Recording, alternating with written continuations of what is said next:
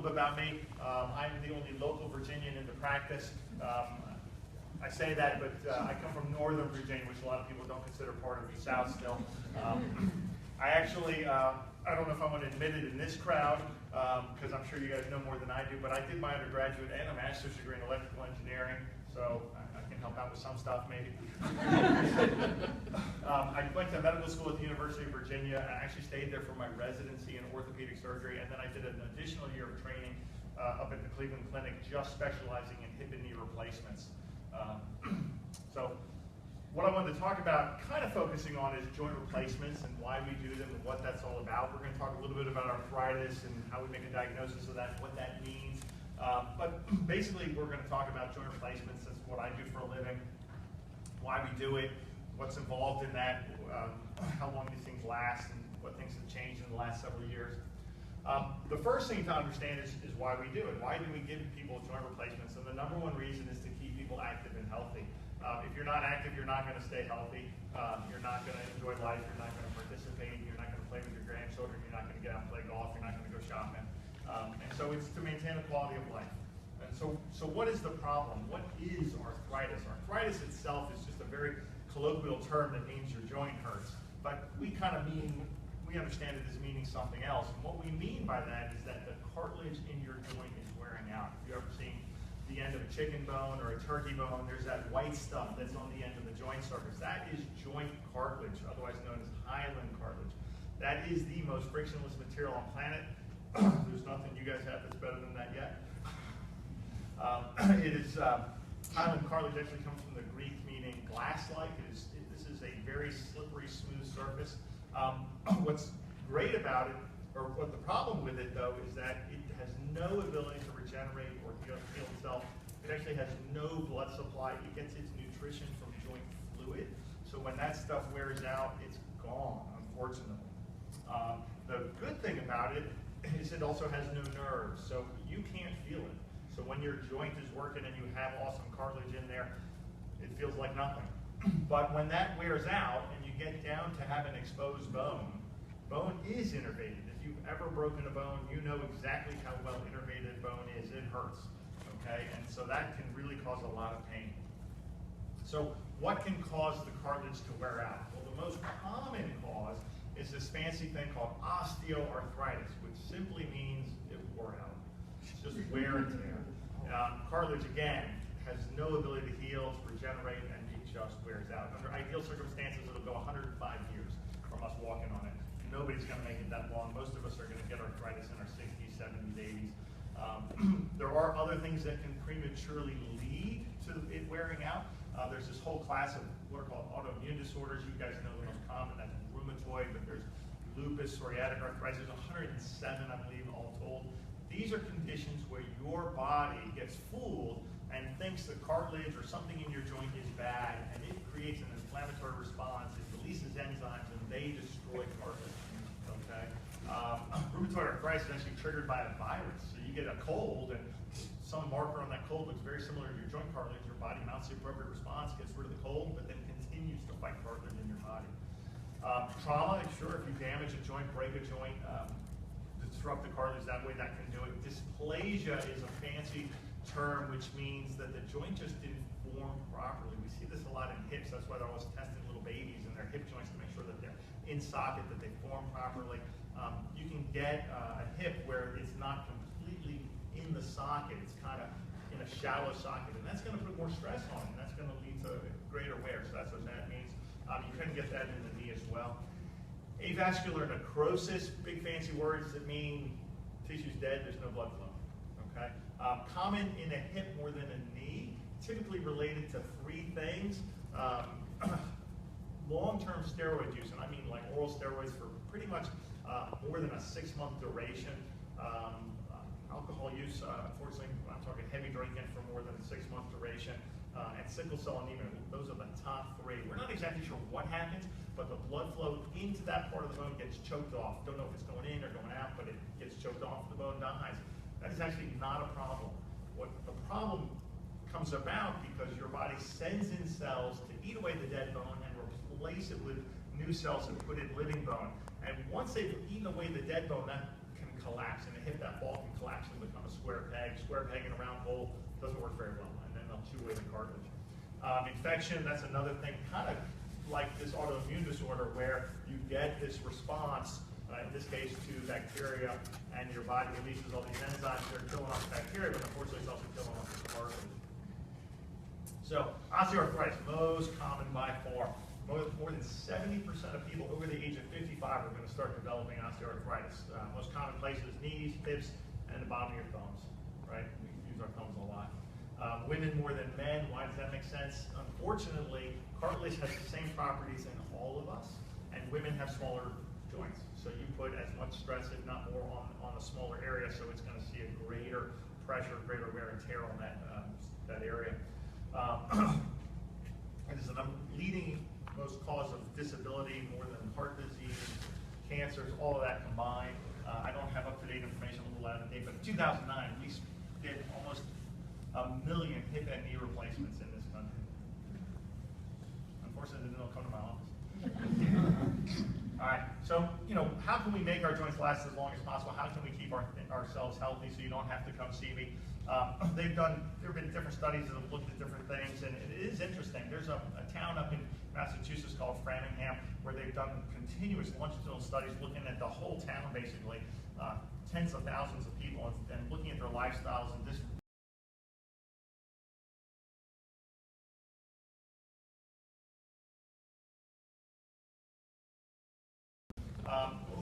Being overweight is a risk factor. You're putting more stress on a set area.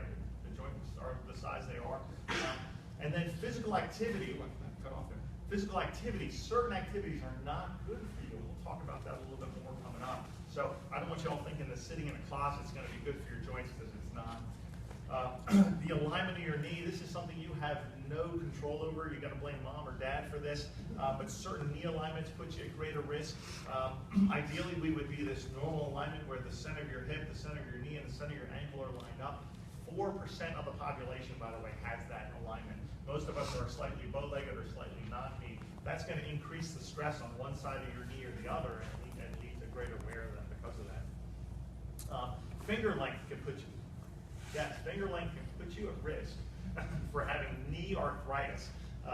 This study has been confirmed over and over again. Having a ring finger that is longer than your index finger, can't cheat, put your palm neutral, puts you at a higher risk for getting knee arthritis. Obviously some kind of genetic trait to it, but that has been proven.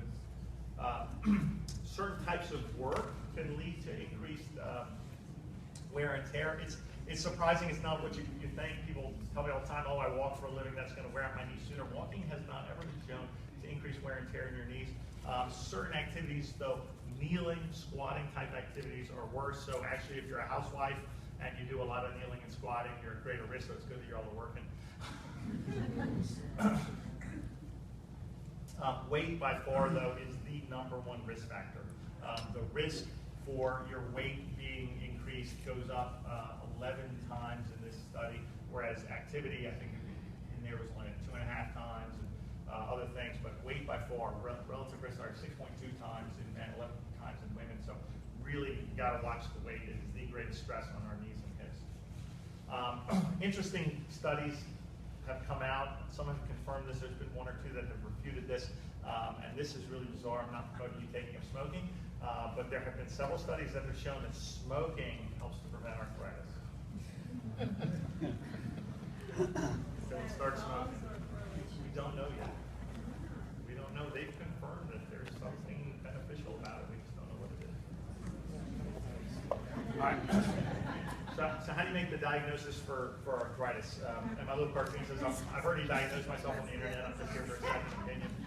When I went to medical school, they told me it's easy. If you're a good doctor, you take a good history and a good physical, and by the time you're done, you should have a 99% confidence of what your diagnosis is. So I decided to go into orthopedics because I can just get an x-ray and it's really easy. I don't have to bother with the other stuff. But there are pretty classic symptoms. Obviously, #1 is it hurts. You're going to have pain. Pain is not typically what you would think. Pain is typically when you're not moving. Once you've gotten warmed up, things are moving along, it's not so bad. It's when you stop moving that the pain is usually worse. So at night, you go to get up after sitting for a prolonged period of time, you're stiff, you're achy. so a lot of stiffness. Your body tries to deal with arthritis by making the joint bigger, laying down bone spurs. That's going to take away motion. Those bone spurs can cause a feeling of grinding, get swelling in your joints. Hard to feel swelling in a hip, but it can happen very noticeable in the knee if you ever heard of water on the knee. So so you can lose motion. Stability is not usually so much of an issue. Occasionally, if you get a knock-knee arthritis, that can lead to some issues like that.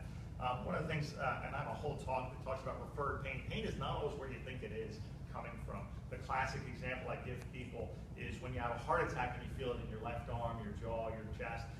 That's coming from your heart. There's nothing wrong with your arm. We see similar patterns in people's joints. The classic one that people mess up on is hip. Your hip is, by the way, here your groin. It's not out on the side here. This is the side of your hip. Classic hip pain should hurt you in your groin. I've seen people where they only feel hip pain down at their knee. And I've seen people who have unfortunately had surgery on their knee when the problem was up at their hip. And so you got to look for these kind of patterns. Knee pain, pain's usually referred distally or away from. So hip pain can refer to your knee pain can refer to your calf and ankle and stuff like that. Back pain can refer to your hip. You got to watch out for that one. But again, the easy answer is just to get an X-ray, right? This is a picture I got off the internet. I love this. She's holding that up upside down.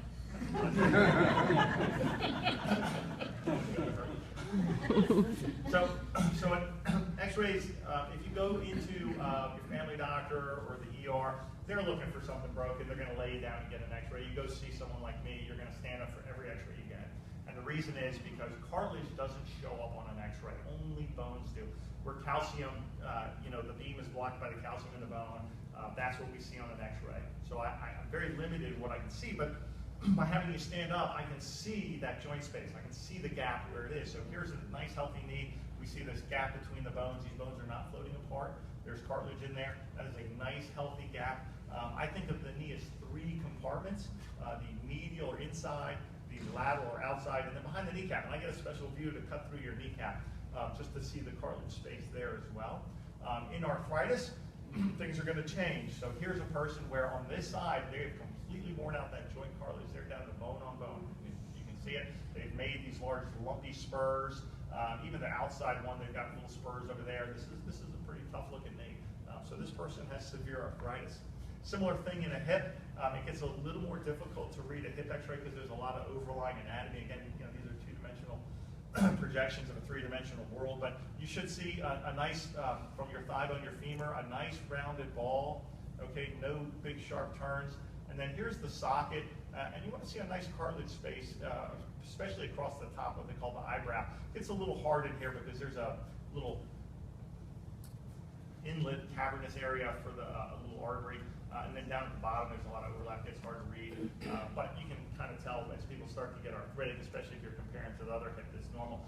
So you can see on this person, the ball at the top has been rubbed down, almost like it's filing itself down. There is no gap in there whatsoever. The bone there, you kind of squint your eyes, you can see the bone there is reacting to this. It's whiter, it's denser, it's very irritated by what's going on. We're getting these spurs everywhere. We have these sharp turns. The body's trying to deal with it as best as it can with the arthritis. So how can we treat this? So first question people usually ask me is, well, put cartilage back. That's a simple answer. The problem with that is that we're not good at that. Again, cartilage has no ability to regenerate or heal itself. It has no blood supply. It gets its nutrition from joint fluid. They can take cartilage off of you, send it to a company in Boston called Genzyme. They will clone the heck out of it, send you back sheets and sheets and sheets of the stuff. If you have a very focal and defined area, you can pack that stuff in there and put a little periosteum or some tissue off the knee to cover it, and that might take about 50-50 success rate. If you're talking about a more widespread area, it's just not going to work. It's not going to form in the pattern and in the direction it should.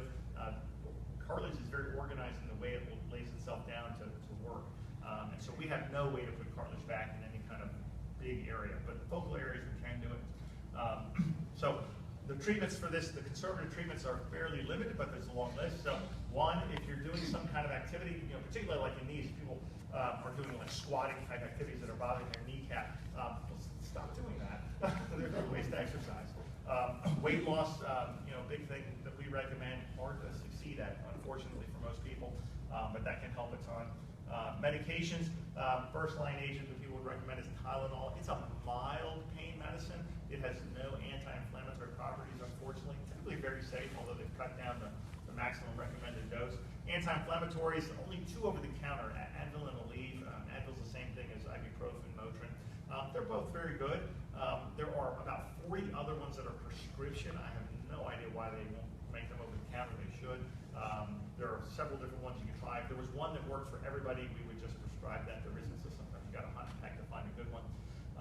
There are these things sold, without FDA approval. They're supplements. Glucosamine chondroitin is probably the number one thing. The American Academy of Orthopedic Surgeons, who board certifies me, their official statement on that supplement is it's a waste of time. I will tell you that I don't agree with that completely. There are some studies that show that it helps to preserve what you got. It has some anti-inflammatory properties as well. In several studies head-to-head against anti-inflammatories, it won out, actually. It's very slow, though. You got to take it for a month for it to build up in your system. What's in there is very safe. You're not going to have side effects to it. You're not going to have reactions. The worst thing you can be doing is wasting your money. Okay? So I don't dissuade people from taking it. I just say we just don't know. Okay?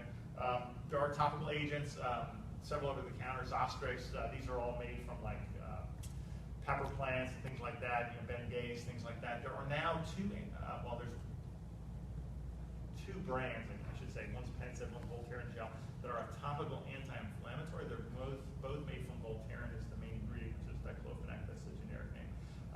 Works well in some people, doesn't work in everybody.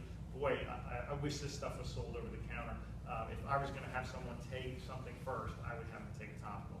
Works where you put it, doesn't really get into your system too much. Boy, that sounds a lot safer than taking a pill to me.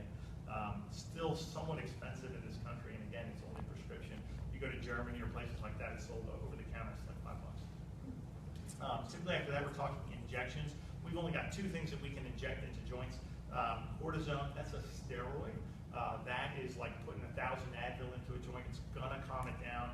How long that lasts and how well that works, though, depends on what's going on. It doesn't fix anything. It's just an anti-inflammatory. The other medication that we put in there, and it's approved only for knees right now, is called hyaluronic acid. That is joint fluid. It has the nickname of the chicken shot. It's made from rooster cones originally. Most companies actually synthetically make it now. There are 1-shot versions. Most of the companies that make it, it's a 3-shot version, once a week for 3 weeks. And there are a couple of companies that make a 5-shot version. The idea behind that, we're not exactly sure how it works, but so you put this lubricant in the knee. When the knee gets inflamed, the fluid gets more watery. So putting in this thick lubricant greases up your joint. But it also reminds your joint to start making that fluid. So your body starts producing hyaluronic acid and greasing up your knee like it should. Very, very slow to work this stuff. Peak effect is a month after you're done. To be considered successful, it has to last 6 months. Okay, because that's as frequently as they'll let you repeat it. But very safe. Therapy can help more with keeping your range of motion than anything. Arthroscopy is an option in a knee. It's typically designed for people who get what I call mechanical symptoms, whereby your knee is locking, getting stuck, catching, like something is jamming up your joint. For that, you can go in and get rid of whatever is jamming up your joint, whether it's a piece of cartilage, a piece of bone that broke off, something like that. You cannot undo arthritis, though, with a scope, so be careful when people recommend that. On a hip, it's actually contraindicated to get into a hip joint. We have to pull the hip out of the socket a little bit, and if you got arthritis, we're going to scrape it up a little more, so not a good idea. And then beyond that, we start talking more aggressive surgeries, joint replacement. So we talked about activity. Activity is beneficial at any age. You just want to be careful with the kind of activities you're doing. You don't want overly rigorous activities. So my little cartoon says it's not a rash, it's moss. You need to start being more active than a tree. You just want to avoid high-impact activities. We know that things like gymnastics, football lead to knee arthritis at a higher rate. Squatting, crouching type activities, excessive weight. I always tell people in life is moderation, low impact, stay active, stay healthy. So joint replacement. So we can replace just about every joint in your body. The most frequently done are total hips, total knees, and now partial knees are becoming a big thing. We do not do the cyborg arms yet. So I think the term replacement is kind of a misnomer. I really don't like it. I think we should call it more of a resurfacing, especially in the terms of a knee. We're just basically, this is like having a bad tooth, right? You've worn off the cartilage, you've got exposed nerves, and we want to protect them. So we're making a little room for our implant. Our metal is a certain thickness. We have models back there if you guys want to play with them. The metal on the end of the cap is about 8 millimeters. The base plate about that as well. So I gotta make enough room for my implants to fit. But then basically we're just putting a cap on the bone like the dentist puts a cap on your tooth to protect the bone.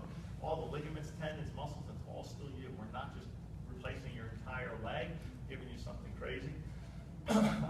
So here, is an example of how much bone we got to remove. Why they made it have these certain cuts is because with a flat saw we can replicate them very easily in the OR. Here's a little video that kind of shows it. I guess the salt and pepper is supposed to represent that this guy's worn out his cartilage. So we're going to remove a little bit of bone from the femur here. It's done by magic on this guy. And then we're going to pop a little metal cap on there, move a little bone on the tibia, just a flat cut there, and then a base plate that goes in there. There's a plastic sleeve or liner that locks in there. That's polyethylene. So your metal on plastic. There's also a plastic button that goes on behind your kneecap. So nowhere do you have bones rubbing against bones anymore. With a partial knee replacement, it's a similar concept to a full knee replacement, except it's just one part of your knee. With the full knee replacement, we are resurfacing the inside, the outside, and behind the knee. With a partial, we're just addressing the one part that's bad. So if you've only worn out one part, why mess with the rest? The typical wear and tear pattern is to wear out just the medial side of your knee. That's where most people have the biggest issue. If you can just address that, it's a lot easier. I describe it as a third of the operation, it's a third of the piece. It's just taking off that inside piece and putting it in there. Again, you got to make room for it, so you have to make some bone cuts to get it in there. The trick with it is that most people, there's certain criteria you got to make. We can really fix a lot with a full knee replacement. We've got all sorts of ways of correcting deformities and alignments and stuff like that. With a partial knee, we're very limited in what we can do. So really, pain's got to be limited to just where the bad arthritis is. You can't have any significant deformity, and I need your ligaments to be intact. Your clavicle on the side and your ACL and PCL to be intact. Otherwise, you're really not a good candidate for it.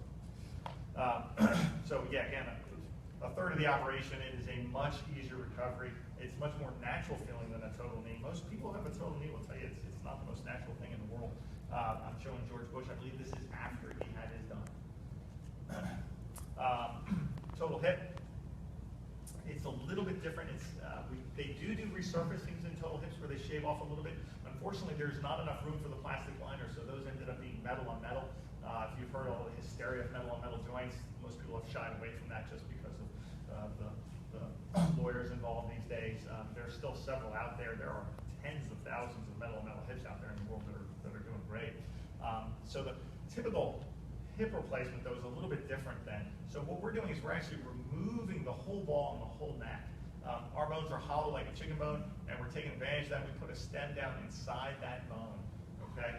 It's got a little collar on the top for a ball, typically a metal or ceramic ball that articulates with that. The socket, we clean that out and make it into a hemisphere. There's a metal liner that goes into that, and again, that has typically a plastic liner. There are ceramic liners. You can have a ceramic on ceramic hip. Some of those have squeaked in the past, so most people are doing either the metal or ceramic. Yeah, it's true.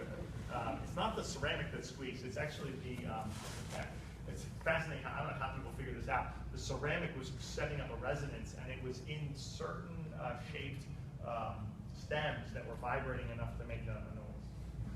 So you can go on YouTube and hear them. It sounds like someone's opening a rusty door. Yeah, really terrible.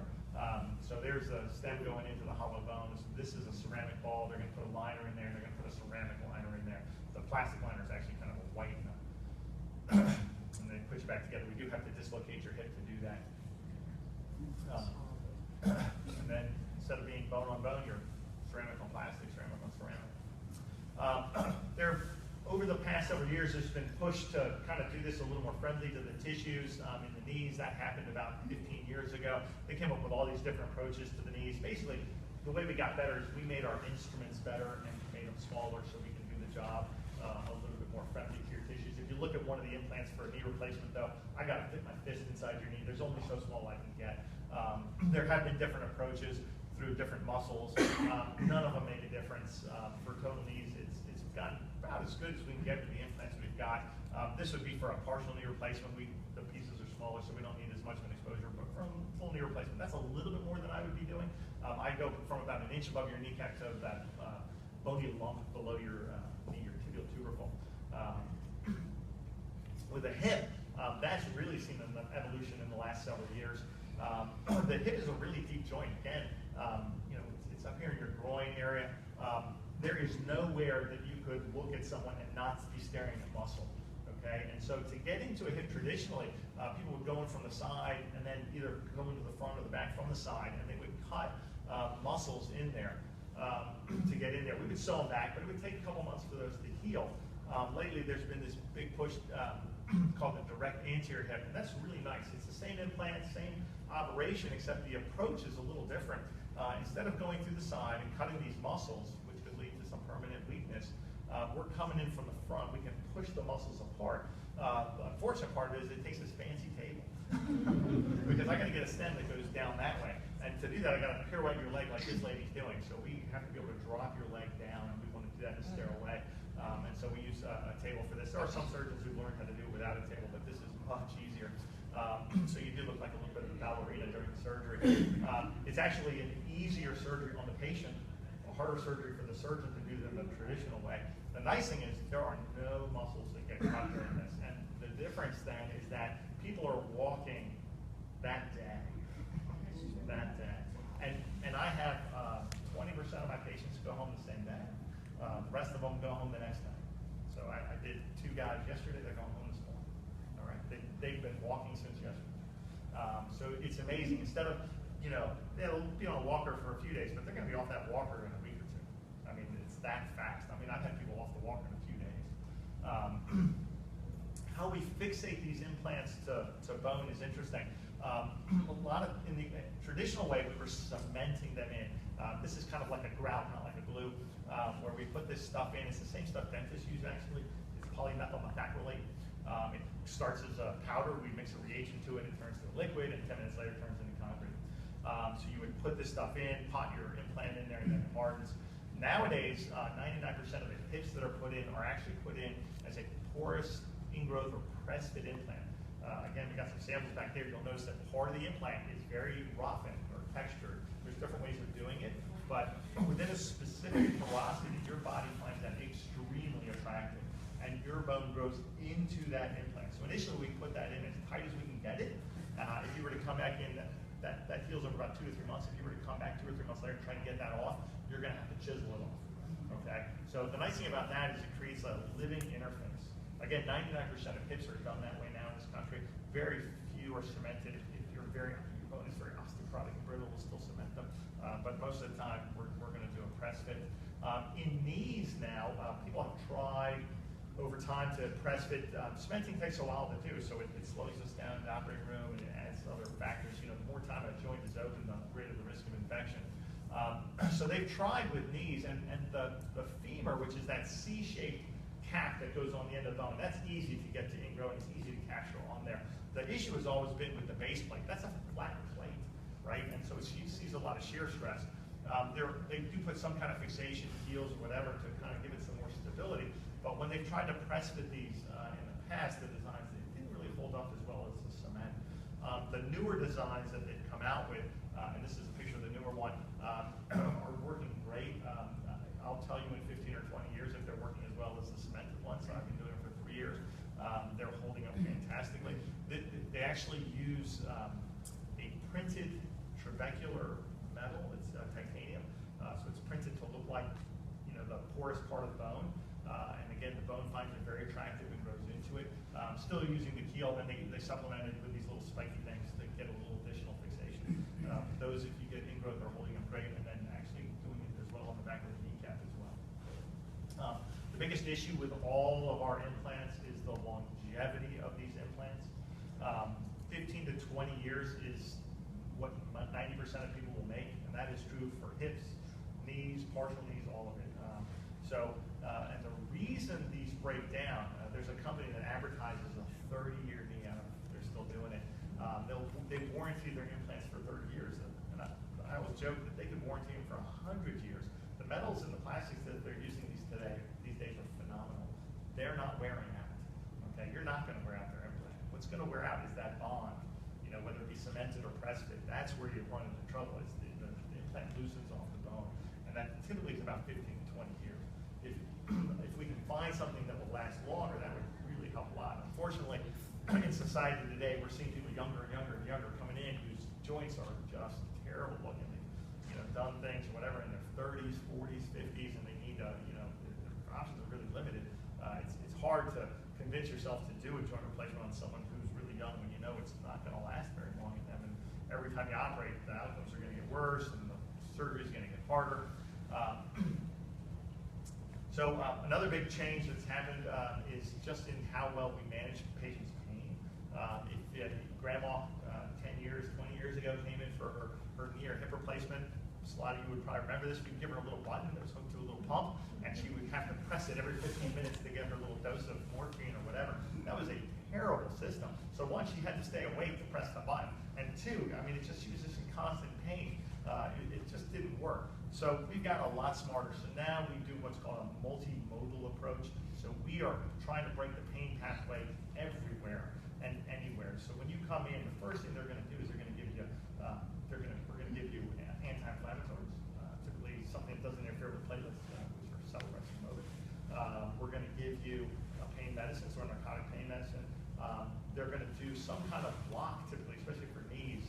We try to do a regional block that affects your sensation, but not your strength. So because we want you to walk in that day. So they do a low down block on the nerve, and that'll take away 90% of the pain for about 12 hours. In surgery, I'm injecting numbing medicine. They actually have a 72-hour Novocaine numbing medicine that's available now, and I inject that all around the joint, and then I leave in the joint a anti-inflammatory pain medicine and a numbing agent as well. And the nice thing now is when I see patients the next day, I'm waking them up. They're not coming going, oh my God, what'd you do to me? So it's really changed. That first couple of days that used to be so rough on patients, we don't experience those anymore. And that's really changed things because that's allowed us to have patients start getting updated zero. The day of their surgery to move around and realize that this joint's going to work. And then the next day they're moving along, and it's allowed us to get them out of the hospital a little bit sooner. And that's nice because the quicker you get people out of the hospital, the less chance of a problem, infection, things like that. So no more PCAs. We're doing all these things. IV Tylenol is an amazing, amazing drug. That is as strong as morphine when you give it intravenously. That's really changed a lot of things. We keep people on that for 24 hours. Like I said, we have these 72-hour injectables now. We're doing the blocks and much better pain control. So we can get you out of the hospital where you're prone to all sorts of problems. You won't need rehab as much. You're moving already much quicker, so you won't need as much therapy. In fact, hips these days, they practically don't need therapy, and the knees, it's getting shorter and shorter. Partial knees hardly need any therapy anymore either. Therapy for a knee, total knees, we still do it. It's about 4 to 6 weeks. It's mostly just to make sure you keep your range of motion. You're going to swell, you want to stiffen. We don't want to let that happen. I think that's it. So I know I really talk really fast. Any questions about any of this? Sir? Had wrist surgery, RSD. So what do you do to mitigate that? So, especially if you know a patient who has a history of it, is coming. So, yeah, that's a great question. So RSD is reflex sympathetic dystrophy. This can happen any part of your body, anywhere. It's usually a response to a trauma. Surgery is a controlled trauma. What is this? This is where your sympathetic nerves go bonkers. Your sympathetic nerves innervate your blood vessels, okay? So you think, okay, so what does that do? Well, so it can impede the blood flow into, say, your hand, so your hand gets cold, all right? So we can impede the blood flow to your nerves then, right? So the nerves don't get as much blood flow, so they're suffocating, so then they start firing off all this pain. So you get this crazy pain response, and they always describe it as pain that's out of proportion to what you're looking at. Like, why is this guy hurting so much? Why are they having so much pain? It doesn't, like I said, it can change the blood flow, so you can have temperature changes, you can have color changes in the skin, you can notice differences in nail growth, skin growth, stuff like that. But you can have mild cases where you don't have that, you just have the pain response. Again, so this is a condition where your nervous system goes nuts. So what can you do for it? our treatments for RSD are kind of crappy, I'll say, right? Yeah. The number one thing that's shown to be best for this is therapy, therapy, therapy, and therapy. The more you can exert yourself in that extremity and create a demand for blood flow so that you try to get those nerves reprogrammed, the better. They can do blocks, sympathetic blocks that they inject and try to knock off the sympathetic tone for a while. But it is something to be concerned about. If you're thinking of having surgery and you have a history of RSD, you always worry that something could set it off. Prophylactically, considering sympathetic blocks is an option, just being super aggressive at therapy and then pain management, it is a concern. I don't think we have a better answer than that right now. Okay, so if I were to have this done and I had another issue with that, it'd just be another.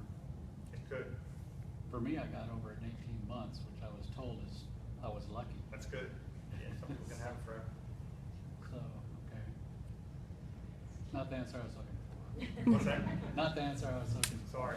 Anybody else? Sir?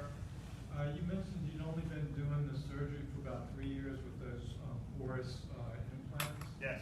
Do you expect those to have a longer lifetime because they should have a better interface? Yeah, with the living interface, that's my hope. The living step has been that 15 to 20 years with the cement. Most of these are cemented. This implant at 3 years is holding up great. Its failure rate has been equivalent to cement, so it looks like it's going to be at least as good, but I'd like better. I would like a 40-year joint. The hips that we're doing nowadays, I think are doing better too. I think that's more to do with everything you put in where there's rubbing involved is going to create debris. Most of the bearing is some kind of hard surface against the plastic, so you're going to create particulate debris of the plastic. That creates an inflammatory reaction. That inflammatory reaction is actually what loosens the implant off the bone. Okay? So the plastics that they're using these days are much, much better. And in the last 10 years, those have really evolved, and we hardly see anywhere in those these days. And so I do believe that our hips are going to last longer than 15 to 20 years.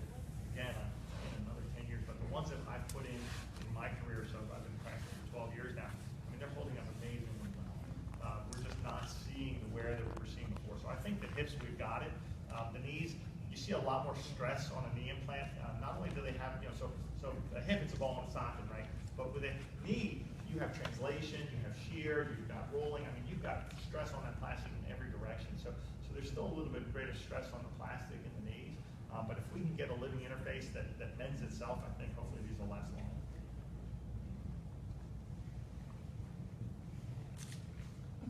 Sir? Do you have any thoughts on the, probably the surgeon probably already knew the answer, on the like the stem cell therapy that there's been some talk about? Yeah, I'm still on the fence. So he asked about stem cells. They've been, that's really heated up lately. Several years ago, people were doing what's called PRP, or platelet-rich plasma, where they would take blood out of you, but they would spin it down. So you get rid of all the red blood cells, and then you get rid of all the serum. And then in between, there's this little white puffy coat, they call it. It was all the growth factors concentrated, and they would start injecting them here, there, and everywhere. There's studies that are all over the map, unfortunately, on this. With tendinitis, so like tennis elbow, plantar fasciitis, conditions where you have a tissue that has a poor blood supply, so it's prone to injury and then really slow to heal. There have been some studies that have shown that helps, where you concentrate these healing factors in there, and that kind of makes sense to me. But in a joint where you have no blood supply and a tissue that has no ability to repair itself or regenerate or heal or regenerate, putting that in a joint, is that going to help? I'm still a little concerned. Insurances do not pay for these. Okay, PRP is the cheapest one. That typically will run you about $500 a shot. Right? From there, they've got these bone marrow aspirates. So now they go into your use your ileum, take out bone marrow, so you get more concentrated and more aggressive healing factors, and then they inject those.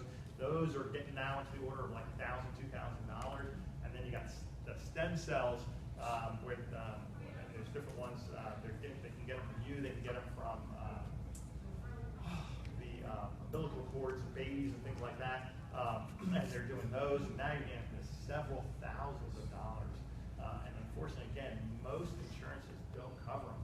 So you're paying out of pocket for what's considered experimental. So I have a hard time convincing patients to try and spend that kind of money, especially for arthritis, because I'm really concerned it's just a waste of money.